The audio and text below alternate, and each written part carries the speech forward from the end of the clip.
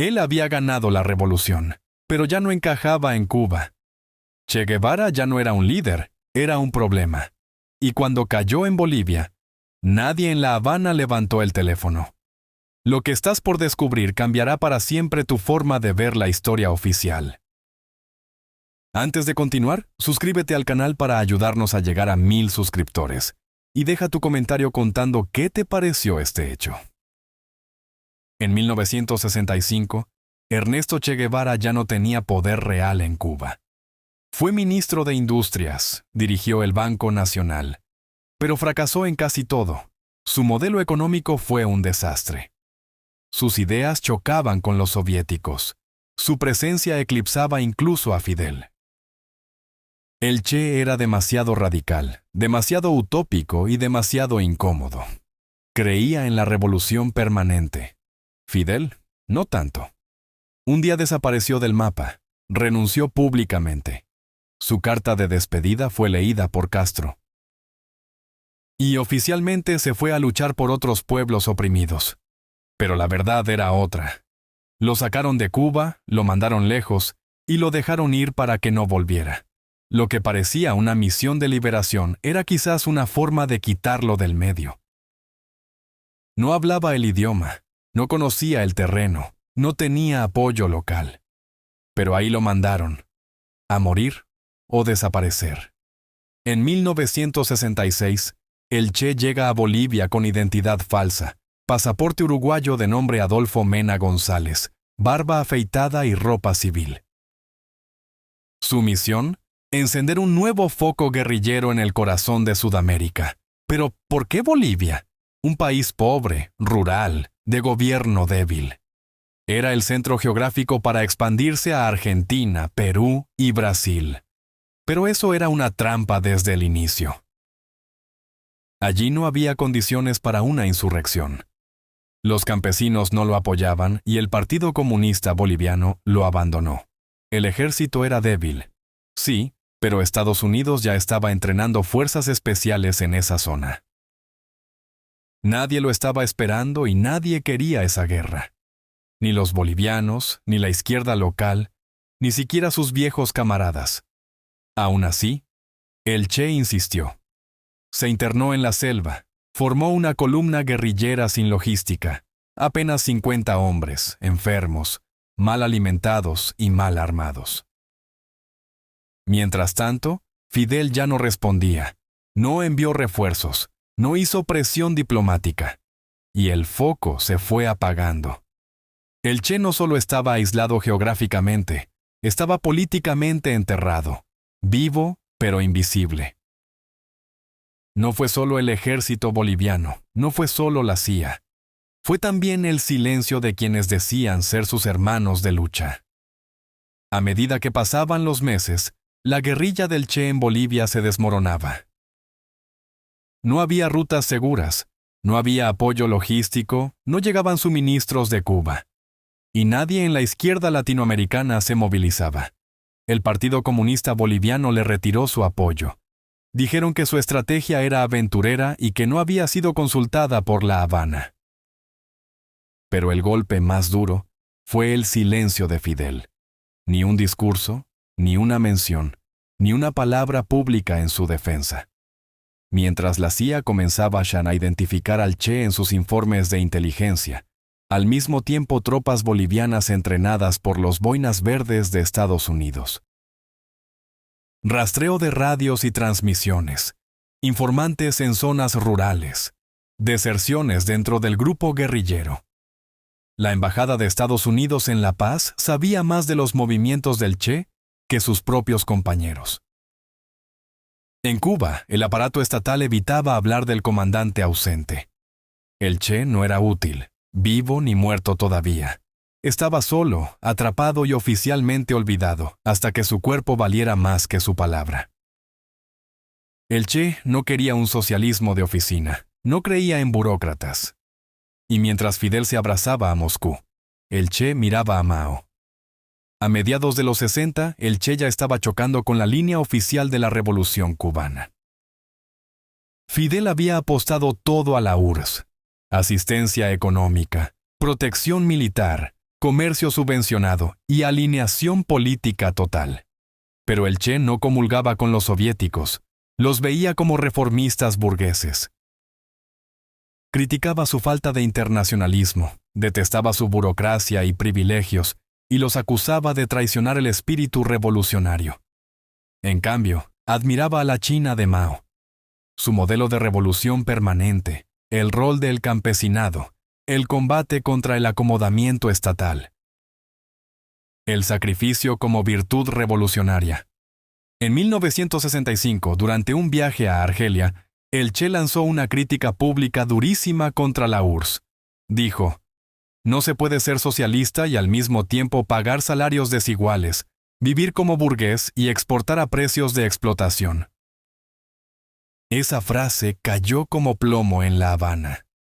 Fidel no respondió, pero tomó nota, porque esa crítica no solo apuntaba a Moscú, señalaba también a La Habana.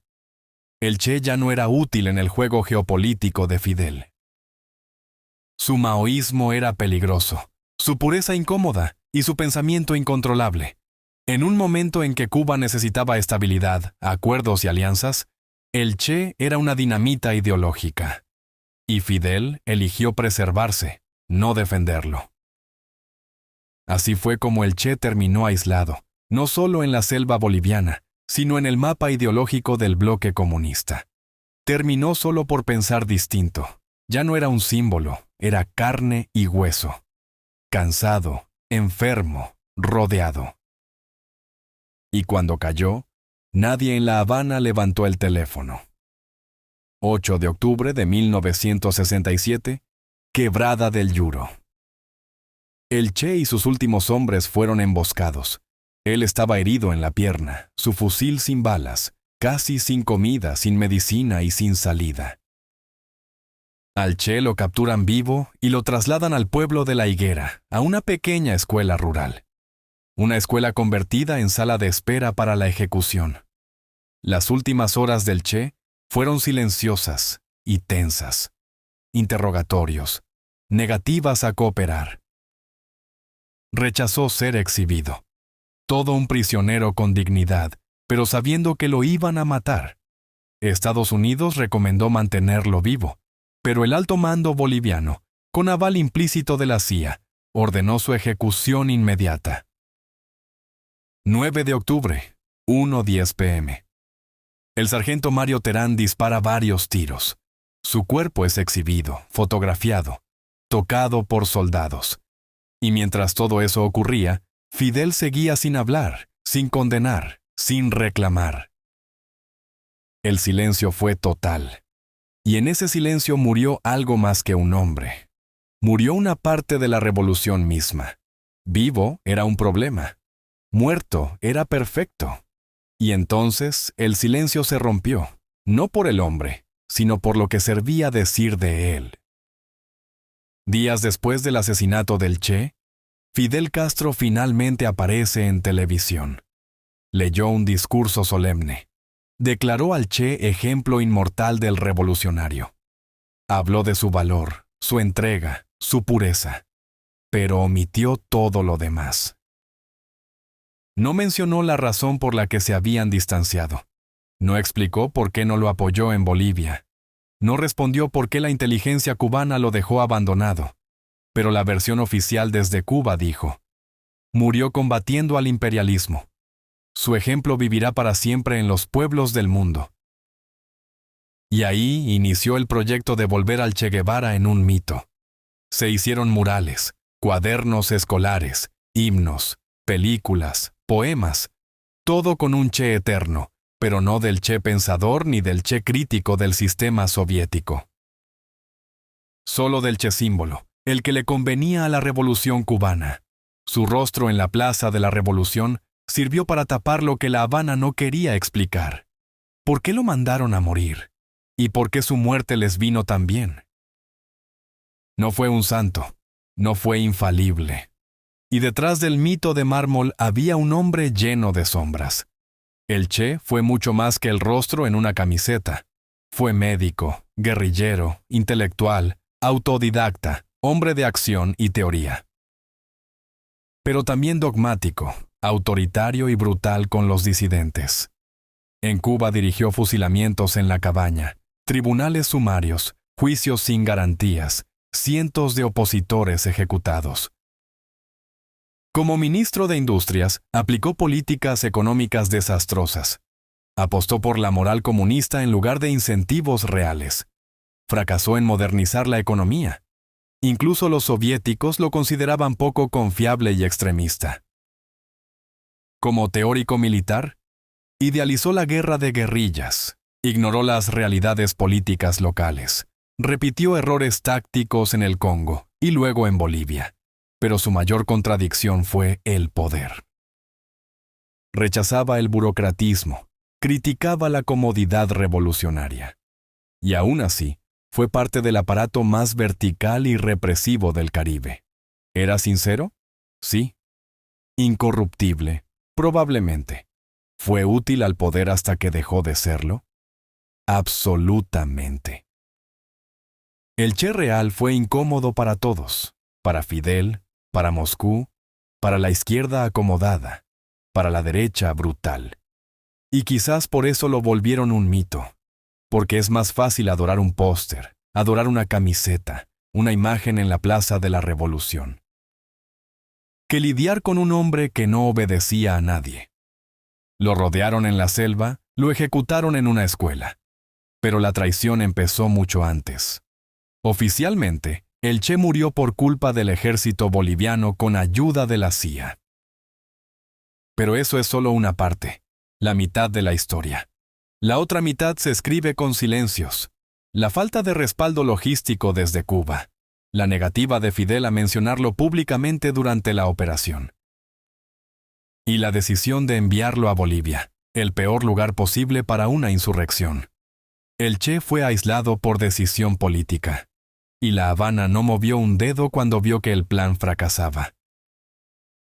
Algunos incluso sugieren una traición implícita. La inteligencia cubana conocía la situación real. Sabían que no había apoyo campesino, sabían que la CIA lo tenía ubicado. Y lo dejaron ahí, sin respaldo diplomático ni operativo. Fidel nunca asumió responsabilidad. Transformó la muerte del Che en símbolo, pero nunca explicó su ausencia mientras ese símbolo agonizaba en la selva. No fueron las balas las que lo mataron. Fue el abandono disfrazado de respeto. Murió hace más de 50 años. Pero su rostro sigue vivo. ¿Por qué?